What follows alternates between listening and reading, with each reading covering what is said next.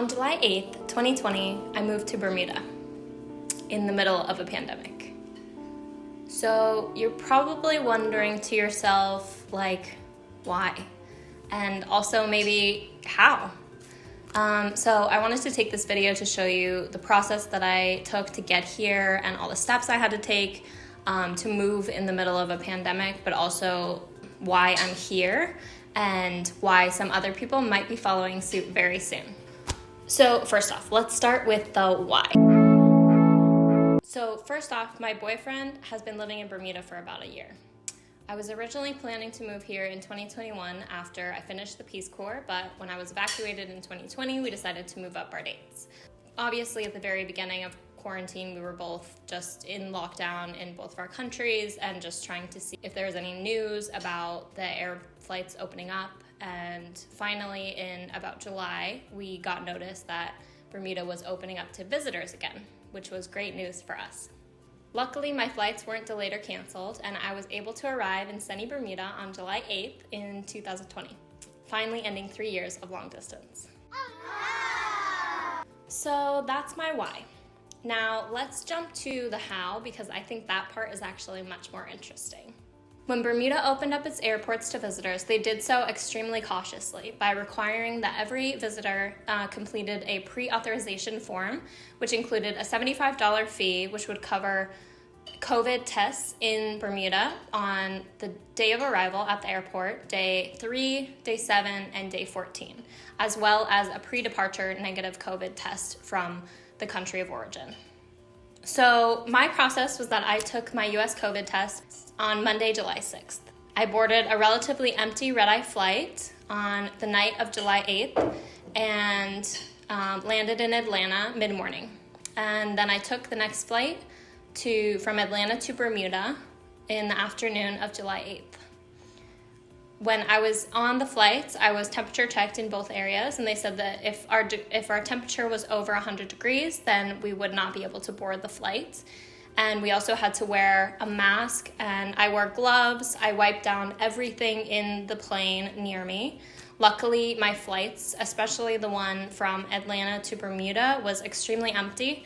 So I was sitting in the back, and there was nobody behind me in the rows behind me. There was no one next to me, and there was no one in front of me. So luckily, I felt pretty safe, and that flight also required that no one was sitting in the middle seats. So upon arrival, all passengers were asked to wait in a line that was designated 6 feet apart, and a Bermudian came up to us and asked us what our temperature had been throughout travel. We were required to bring a thermometer with us. They asked for our pre-authorization form, where we had either the results of our COVID test or some notice that we will be getting the results quickly. And they gave us information about what testing would look like that day at the airport and when we would need to get tested on day 3, day 7, and day 14, and where that would happen.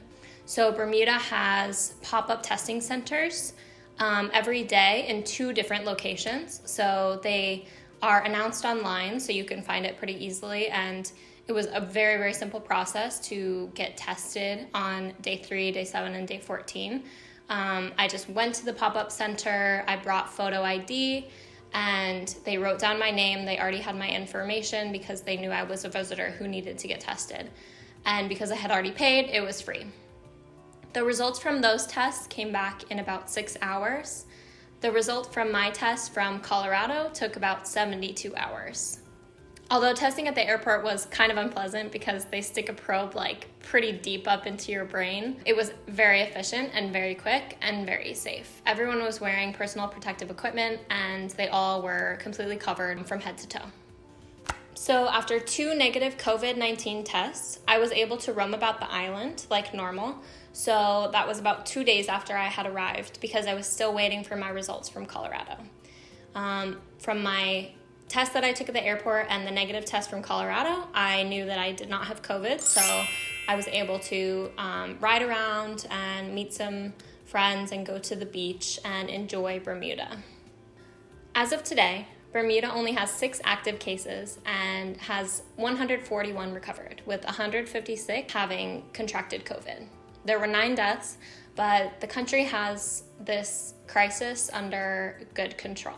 So cool. This is a country that, one, responded drastically different to this pandemic than the United States did, and two, is in a uniquely good position to be able to handle a global crisis because it's literally in the middle of the ocean. I don't know if you've seen a map of Bermuda, but it's in the middle of nowhere. It's not anywhere close to any other island or structure.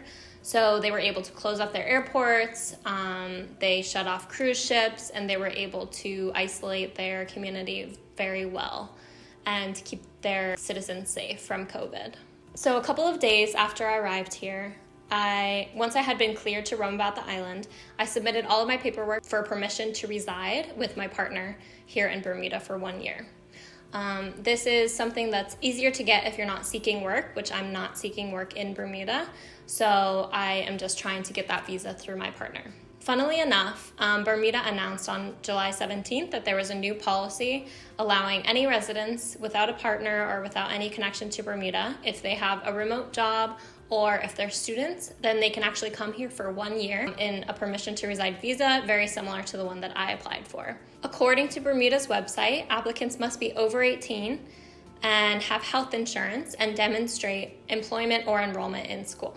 This policy has already caught the attention of Insider, CBS, and Bloomberg News, and might entice some remote workers or students who are tired of living out of their apartments, living in strict lockdown in other countries, and who think that living on the beach for a year is a great alternative to that. The program officially begins August 1st, and only time will tell what impact it may have on this community. For the time being, I'll leave you with some wonderful footage of what I've experienced over the last few weeks living here in Bermuda.